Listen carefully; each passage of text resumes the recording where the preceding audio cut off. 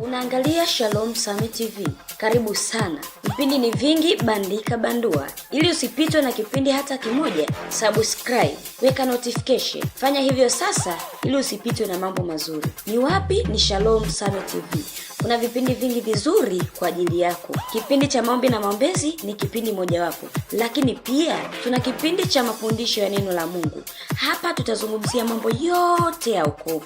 Tutakuwa na wachungaji wetu watakaotufundisha, watakaotusaidia kuganga mioyo yetu. Ni wapi? Ni Shalom Summit TV. Hujasubscribe? Fanya hivyo sasa. Weka notification. Kazi ya vipindi tuachie sisi. Shalom Summit TV, kituo bora cha mafundisho. Bwana Yesu asifiwe sana. Somo letu linasema msaada wako unatoka wapi? Msaada wako unatoka wapi? Basi tufungue pamoja Zaburi 60 mstari wa 12.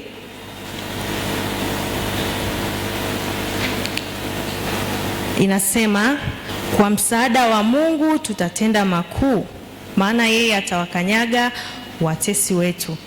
Kutokana na mstari huu natuelekeza kwamba msaada wetu unatoka kwa Mungu.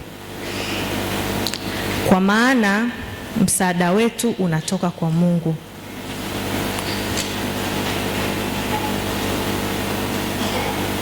Yeye atawakanyaga watesi wetu. Tumezoea kikawaida tunawadhania au tunawachukulia watesi wetu kuwa ni yule lopishana naye kauli. Umeamka asubuhi umekutana na jirani labda amepishana kauli, inaweza ikawa wewe ndio chanzo au ni yeye, lakini mara nyingi tunawachukulia ndio watesi wetu.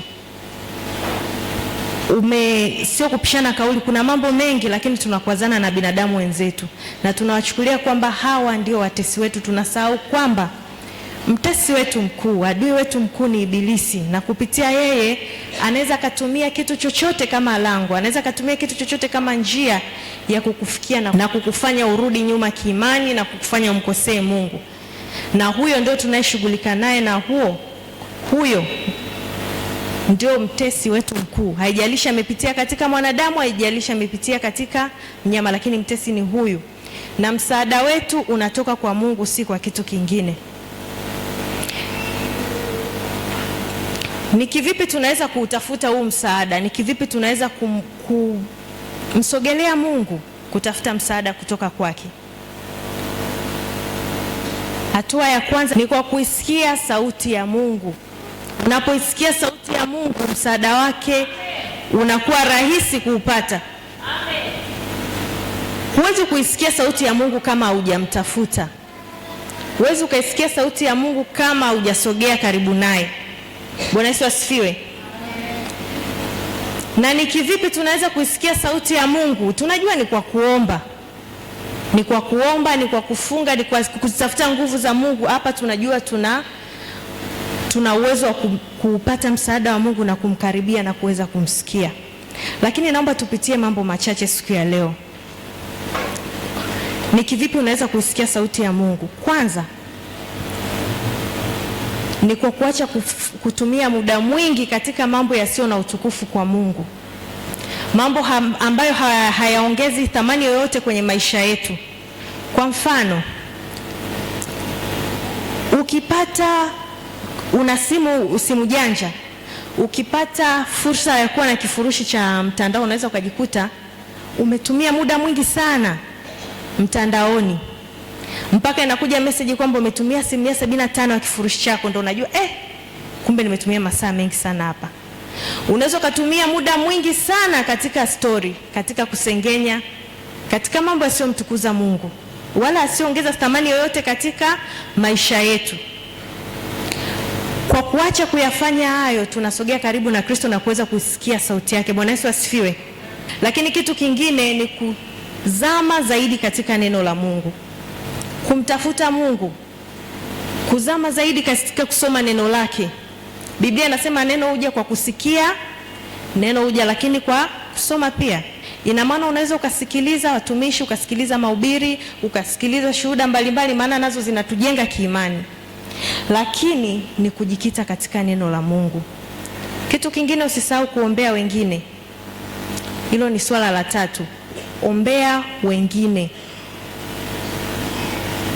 Unapoombea wengine unajisogeza karibu zaidi na Kristo, kwa sababu unauonesha upendo wako kwa wengine, na Kristo alisema tupendane.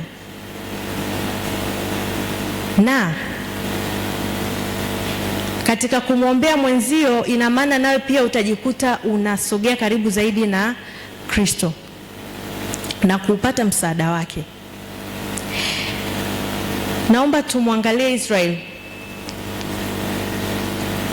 Amekuwa tunavyojifunza kuhusu Israeli, wana wa Israeli ni kitu kinachoakisi maisha yetu leo. Tunaweza tukachukulia kama ni hadithi tu, lakini ni maisha ambayo yanaakisi maisha yetu ya leo. Jinsi gani walivyomtumia Mungu kama msaada, jinsi gani walivyomtegemea Mungu. Naomba tukumbuke fungu letu kwamba kwa msaada wa Mungu tutatenda makuu. Tukianza kwa baba yetu wa imani Ibrahim, alikuwa anamtumikia sana Mungu. Na Israeli anatokea katika uzao wa Ibrahim. Ina maana katika utaratibu huo wameenda wakiwa wanamtumikia Mungu. Bwana Yesu asifiwe. Basi kwa pamoja naomba tufungue Mambo ya Nyakati ya Pili 14. Hapa tunakutana na mfalme Asa. Mfalme Asa alikuwa ni mfalme wa Yuda. Baada ya Israeli kugawanyika yale makabila 10 na mengine mawili, mfalme Asa alikuwa ni mfalme wa Yuda. Tunajua historia ya wana wa Israeli ilivyokuwa. Walitokea wafalme wengi, walifuata njia ya Mungu, lakini walipoiacha njia ya Mungu tunaona mabaya yaliwapata ya kutosha tu. Walipigwa, walifukuzwa. Kulikuwa na mlolongo wa wafalme. Alitokea mfalme Yoab. Alitokea mfalme aliyeoa mwanamke Jezebeli, akaleta miungu mingine katika Israeli, akawakosesha Israeli. Wakajenga madhabahu na mahali pa juu kwa ajili ya kuabudu miungu mingine. Na baada yake wakatokea wafalme wengi ambao hawakuibomoa. Ina maana bado kuna watu walimwabudu Mungu, lakini wengine bado walienda kufanya ibada za masanamu, kwa sababu mahali pake palikuwepo hapajavunjwa, madhabahu zake zilikuwepo hazijavunjwa. Lakini akatokea huyu mfalme Asa. Basi Abia ndo alikuwa mfalme wa wakati huo. Basi Abia akalala na baba zake, wakamzika mjini mwa Daudi, akatawala Asa mwanawe mahali pake. Katika siku zake nchi ikastarehe miaka 10. Israeli walikuwa ni watu wa kupigana vita kutokana na makosa waliowafanya wale watu wa awali, kwamba walitakiwa wapige wote waondoe, lakini hawakuwaondoa wote. Kwa hiyo mapigano yaliendelea muda baada ya muda, lakini wakati wa Asa walipata kustarehe kwa miaka 10. Basi Asa akafanya yaliyo mema, yaliyoadili machoni pa Bwana Mungu wake, maana aliziondoa madhabahu za kigeni na mahali pa juu, akazivunja nguzo, akayakatakata maashera, akawaamuru Yuda wamtafute Bwana Mungu wa baba zao na kuzitenda torati na amri. Tena akaondoa kutoka miji yote ya Yuda mahali pa juu na sanamu za jua. Ufalme ukastarehe mbele yake. Tunaona Asa alivyoamua kumtafuta Mungu, akaiongoza Yuda kumfuata Mungu na akavunja madhabahu zile. Nchi ilipata kustarehe, kwamba tunapomtafuta Mungu kama msaada wetu na kufanya yale yaliyo mapenzi yake, kuna kustarehe. Lakini mtesi huko kazini, sio kwamba ukimwomba Mungu hautapitia majaribu. Hata katika Zaburi 23 unasema kwamba nijapopita katika bonde la uvuli wa mauti sitaogopa mabaya. Ina maana pamoja na kumwomba Mungu kuna bonde la uvuli wa mauti ambapo muda wowote unaweza ukapita, lakini imani yetu inatakiwa kubaki kwa Mungu, kwamba hata kama tunapita katika bonde la uvuli wa mauti, kwa sababu tunamwabudu Mungu aliye hai na tunafuata njia yake, basi sisi tu salama. Hayo ni ya muda, yatapita, lakini sisi tu salama. Tumwangalie hasa baada ya muda. Alistarehe kwa ajili alimfuata Mungu, lakini baada ya muda ilikuwaje? Tufungue Mambo ya Nyakati ya Pili hiyo 16. Asa alienda kutafuta msaada kwa Washami, kwa mfalme wa Shami, sio Mungu tena. akasahau huyu Mungu aliyowastarehesha kwa miaka 10. Akaenda kutafuta msaada kwa mfalme wa Shamu, akampelekea vito ili afanye agano naye kwamba kupitia mfalme wa Shamu akivunja agano na mfalme yule wa Israel, basi njia yake itakuwa salama kumwona tena Mungu. Akaenda kufanya agano na mfalme wa Shamu. Basi wakati ule Hanani mwonaji akamwendea Asa mfalme wa Yuda akamwambia, kwa kuwa umemtegemea mfalme wa Shamu wala ukumtegemea Bwana Mungu wako, kwa hiyo limeokoka jeshi la mfalme wa Shamu mkononi mwako. Kwa hayo umetenda upumbavu. Hapo nimeenda mstari wa 9. Kwa hayo umetenda upumbavu, kwani tangu sasa utakuwa na vita.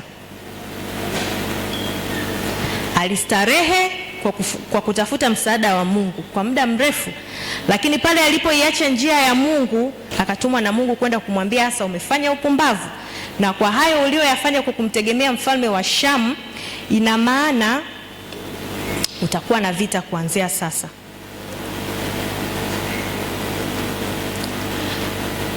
Msaada wa wanadamu hauna maana. Tukisoma hii Zaburi 60 hapo mstari wa 11 inasema, utuletee msaada juu ya mtesi, maana wokovu wa binadamu haufai. Biblia ya Kiingereza inasema it is worthless, yani hauna maana kabisa msaada wa binadamu. Haimaanishi kwamba hatuwezi kusaidika na binadamu wenzetu, hapana. Mungu ametuumba wengi kwa ajili ya kusaidiana. Kusingekuwa na umuhimu wa binadamu kusaidiana, ina maana wangebaki wale wawili walioumbwa awali. Lakini Mungu kwanza. Mungu yeye ndo atayetuinulia watu, sio sisi kwenda kutafuta msaada kwa binadamu na kumwacha Mungu. Msaada wa binadamu haufai. Daima msaada wetu unatakiwa uwe unatoka kwa Mungu. Amina. Bwana Yesu asifiwe. Amen. Mguse jirani yako, muulize, msaada wako unatoka kwa nani? Msaada wetu unatoka kwa Mungu. Kuna mafungu mengi sana ya kutia moyo kutoka kwenye Zaburi kuhusu Mungu tunayemwabudu. Zaburi 46 mstari wa 1 inasema, Mungu kwetu sisi ni kimbilio na nguvu, msaada utakaoonekana tele wakati wa mateso. Mungu anakuinulia msaada. Unapomtegemea Mungu atamuinua mwanadamu kutoka mbali sana usipopajua wewe. Atakuinulia namna tofauti na usiodhani wewe. Tukimwangalia Ruth namaanisha Ruth. Aliolewa, mume akafariki, na mama mkwe hakuwa na mtoto mwingine, kwa sababu zamani zile ilikuwa ikiwa mtoto mmoja amefariki basi mke atarithishwa kwa mtoto mwingine. Lakini Naomi hakuwa na kijana mwingine wa kumwozesha Ruth. Wakaambatana, na kupitia Naomi Ruth akapata mume ambaye ni Boaz, ambaye tunaona kwake uzao wa Daudi ulitokea hapo. Kwa hiyo Mungu anaweza akakuinulia watu kwa namna usiyojua, lakini sio sisi tutegemee wanadamu. Tunaona kama mfalme Asa alivyofanya. Unapotegemea wanadamu ndio anguko lako hapo linapotokea. Lakini tumwangalie kidogo mfalme Daudi. Leo tumebaki na ufalme huo kutokana na kwamba hii Zaburi 60 aliyeandika ni mfalme Daudi, na hii Zaburi 60 iliandikwa alipotoka kwenye kupigana vita enzi zile walitoka kupigana vita katika bonde la chumvi, wakaandika Zaburi hii. Ndio maana na mimi nimejikita huku kwa wafalme wa Israeli. Tumwangalie kidogo Daudi kutoka Samueli wa pili 5 mstari wa 18.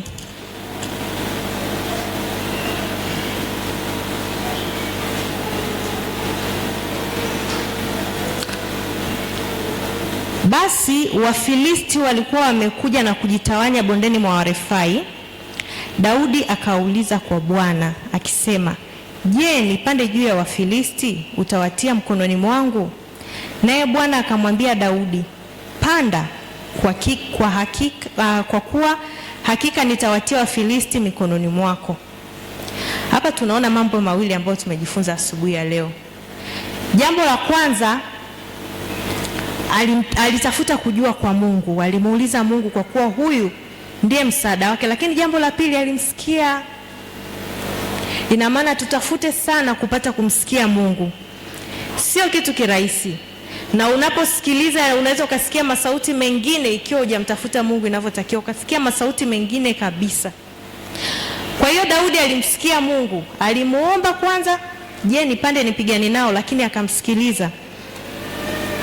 Naye Bwana akamwambia Daudi, panda, kwa kuwa hakika nitawatia Wafilisti mikononi mwako. Basi Daudi akaja Baal-Peramu, naye Daudi akawapiga huko. Akasema, Bwana amewafurikia adui zangu mbele yangu kama mafuriko ya maji. Basi akapaita mahali pale Baal-Perasimu. Nao wakaziacha sanamu zao huko, na Daudi na watu wake wakaziondolea mbali. Wafilisti wakapigwa. Lakini wakapanda hao Wafilisti tena kwa mara ya pili, wakajitawanya bondeni kwa Warefai.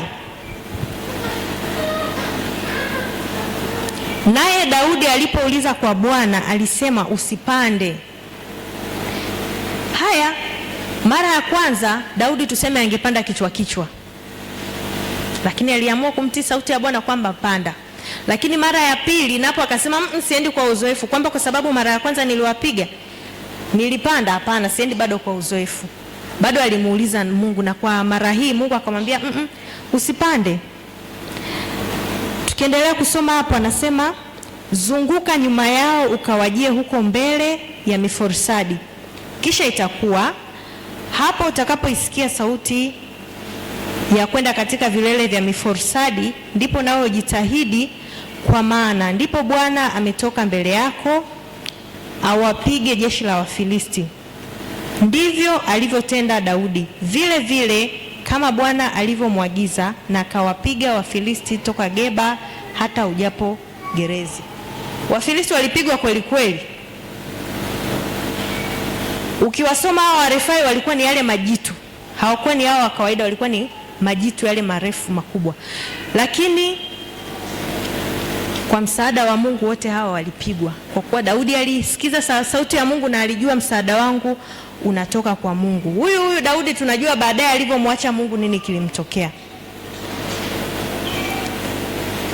Bwana Yesu asifiwe. Bwana Yesu asifiwe sana. Amen. Nani tuko pamoja? Amen. Naomba neno hili usiliache siku ya leo, kwamba msaada wetu unatoka kwa Mungu. Pamoja na kwamba tunapenda tukienda kwa Mungu tuende na mahitaji yetu, daima tumuulize kuhusu mahitaji yetu tu, Mungu utatenda nini. Pamoja na hayo yote ya duniani, ndio tunatakiwa tuishi maisha mazuri, kwa kuwa yeye Baba tunayemwabudu, aliyetuumba tumwabudu, ndio mmiliki wa vyote. Lakini tusisahau kumtolea Bwana.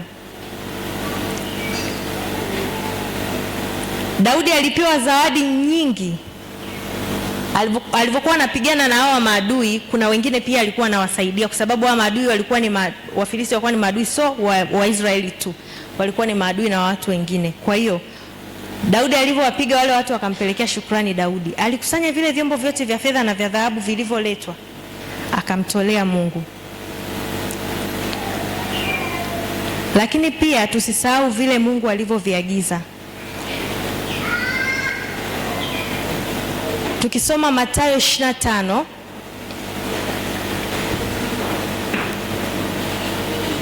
katika maagizo mengi Mungu aliyotuletea, Mungu aliyotuachia, yako mengi, lakini tusisahau mambo haya.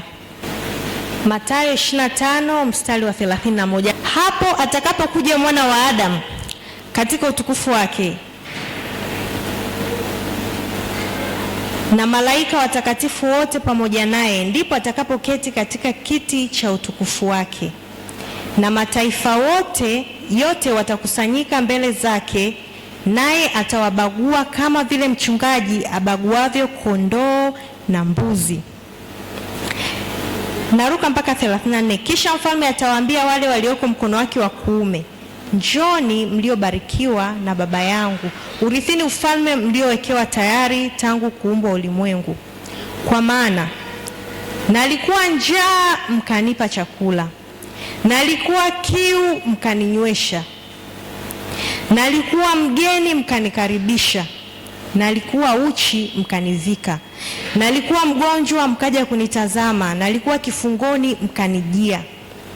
Ndipo wenye haki watakapomjibu akisema, Bwana, ni lini tulipokuona una njaa tukakulisha, na una kiu tukakunywesha? Na mfalme akajibu akiwaambia, amin nawaambia, kadri mlivyomtendea mmojawapo wa hao ndugu zangu walio wadogo, mlinitendea mimi. Hili ni agizo Mungu alilolitoa, kwamba kadri tunapowatendea wenzetu wema, tunapowaombea, tunapowalisha wale wanaohitaji chakula, tunapowavisha wanaohitaji nguo, tunapowaenda kuwatazama waliofungwa magerezani, tunamtendea Baba. Tunahitaji msaada wake, lakini tunahitaji pia kutenda yale anayoyahitaji, yale yanayopendeza moyo wake. Bwana Yesu asifiwe. Bwana Yesu asifiwe sana. Tujiulize leo, ni lini tulienda kuwatazama walioko magerezani? Sio lazima wawe ndugu zetu, sio lazima wawe tunaowafahamu, lakini tunapowatendea wale, tunakuwa tumemtendea Bwana. Ukienda kule, kuna watu ukifika hajawahi kutembelewa, mtu ana miaka 30, ana miaka 20 huko mule ndani, hajawahi kutembelewa, kiasi kwamba wanapotembelewa wengine wanasema kabisa, yani nimefurahi leo na mimi nimejiona niko duniani. Wanafurahi sana. Mungu anaiona furaha ya wale watu, ndio maana anasema mlipowafanyia hao mlinitendea. Kwa hiyo tupite tuwaone hawa. Kuna wanaougua, jaribu siku moja tu kumuona. Hata mtu unasikia kuna nyumba fulani kuna mtu anaugua muda mrefu, ni mtu mzee au ni nini, ukienda kumtizama wanafurahi sana, na wengine wanatoa baraka nyingi sana. Tufanye haya kwa ajili ya utukufu wa Mungu. Lakini naomba tuangalie tena Mithali 19:17. Amhurumiaye maskini humkopesha Bwana, naye atamlipa kwa tendo lake jema. Amhurumiaye maskini humkopesha Bwana, naye atamlipa kwa tendo lake jema. Yote haya anatufundisha kupenda wengine, kuwaombea wengine, kuwajali wengine. Tunautafuta msaada kwa Mungu kwa ajili ya mahitaji yetu, kwa ajili ya shida zetu, lakini tukumbuke naye Mungu ana mahitaji yake kupitia watu wengine. Basi kwa kusema hayo, naomba kila mmoja mioyoni mwetu leo akaguswe. Tujiulize misaada yetu tunatafuta wapi, lakini tujiulize, je, na sisi tunatoa misaada tunayohitajika kuitoa? Je, tunawaona wagonjwa? Tunawasaidia? Mungu atuguse leo sote katika mioyo yetu.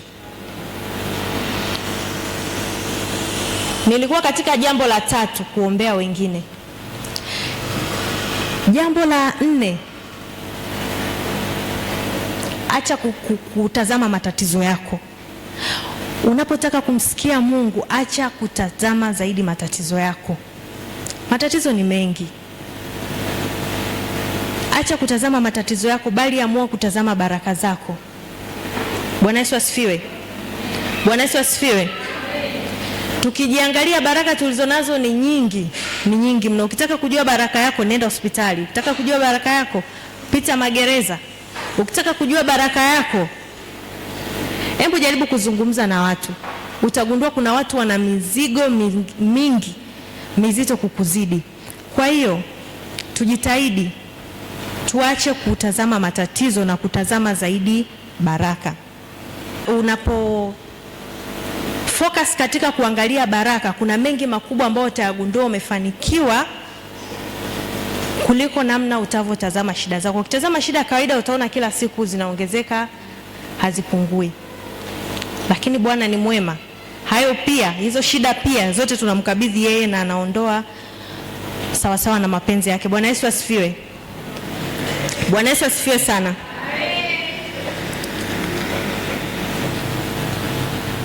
Na jambo la 5 ni acha kujikosoa.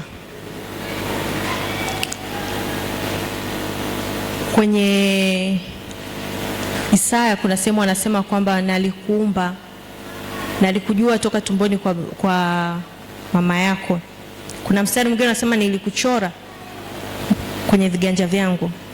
Kuna mstari mwingine anasema nilikuita. Kwa hiyo Mungu anatujua. Kila aliyewekwa duniani amewekwa kwa ajili ya kutimiza mapenzi ya Mungu, kwa ajili ya utukufu wa Mungu. Mungu hakukosea. Alivyoumba aliona kuwa ni njema. Kila alichokifanya aliona kuwa ni chema. Kwa hiyo wewe pia ni mwema. Ni chema, kinapendeza machoni mwa Mungu. Na Mungu kila mtu amemwekea kitu chake ndani yake ambacho ukikitendea kazi vyema kwa ajili ya utukufu wa Mungu, nawe kinakubariki, na yeye Mungu utukufu unarejea kwake. Kwa hiyo acha kujikosoa, angalia baraka, lakini angalia kile nini Mungu ameweka ndani mwako. Kuna watu wakisimama kuimba wanamtukuza Mungu na mioyo ya watu inafunguka. Kuna mtu akisema na mtu, kila mtu ameumbwa kwa namna yake. Kuna mtu akisema na mtu, kama alikuwa na tatizo moyoni, moyo umefungika, anasikia kufunguka, anasikia amani. Kwa kuongea tu, ameongea na mtu fulani, amemwambia kwake, ana uwezo wa kufariji. Kuna mtu ana karama ya maombi. Kila mtu ana kitu chake ambacho ni chema. Kwa hiyo acha kujikosoa, angalia kile kitu ambacho Mungu amekupatia. Lakini tii. Jambo la mwisho ni kutii. Mtii Mungu. Mungu anasema na sisi kupitia vitu mbalimbali, kupitia watu, kupitia neno la Mungu, kupitia ndoto, kupitia namna mbalimbali. Tii. Unaweza ukasema na Mungu kwa namna fulani, akaleta tu mwanadamu wa kawaida akakueleza jambo, ni mtumishi wa Mungu, ni mtu upo naye kanisani, ni mtu upo naye mahali fulani, lakini kwa kuwa ni jambo la kimungu, basi tii. Na katika utii utakula mema ya nchi. Unapotii sauti ya Mungu, mema yanaambatana na wewe. Bwana Yesu asifiwe. Bwana Yesu asifiwe.